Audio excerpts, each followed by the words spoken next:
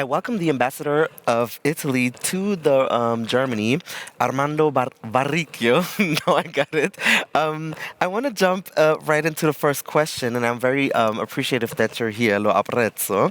The Ukraine crisis on European and Italian strategy for development and renewable sources. How has that affected those developments when we see that there's a invasion, that there's a war that we couldn't, well, some have seen it coming, but that has really escalated in the past few years? So thank you very much, Malcolm, for your question. You're right, starting with the Russian aggression, which has been a sort of a game change for all of us, particularly for us in Europe.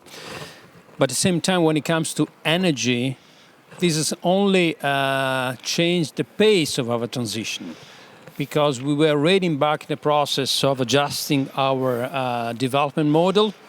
After that terrible day of February 24, we have come to the conclusion that we had to go faster, we had to run. This is something what we're trying to do in Europe, and more specifically in this case in Italy. We have to channel investments, we have increased investments, but at the same time we have to reduce bureaucracy, to have to simplify our regulatory framework. This is very important in a moment when we have to increase the installation of renewables. In Europe, this has increased 50%. In Italy, it has more than tripled. And many more projects are in the pipeline, and this is very important. At the same time, we have to reduce our dependency on critical materials, and we have to focus on what we have. Particularly in the case of Italy, we have the sun.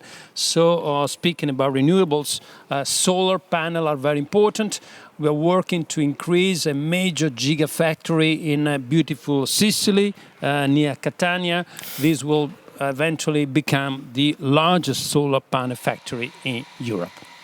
That's fine. I was in Catania in February, so it's interesting that I haven't seen it there yet, but maybe the volcano also is relevant for that.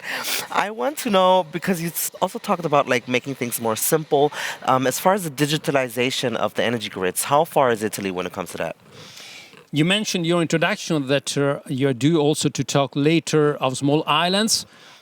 Italy is a country, is a nation of small islands. We have hundreds of islands. So that's why, also for this reason, we are working to increase our digital energy grids. This is very important. We have the resources. We have devoted more than 3 billion euros to smart grids. We don't start from scratch. As of now, we are particularly advanced in technology, but we know that we have to reach out to allow that all these islands and all the parts of our beautiful nation are duly connected.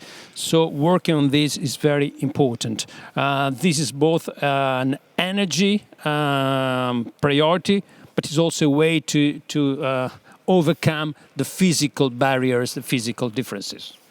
Well, talking of barriers, we've had this panel about the African-European cooperation. Now, the world is globalized, we're all connected. So what is Italy's role in the connection of Europe with the world?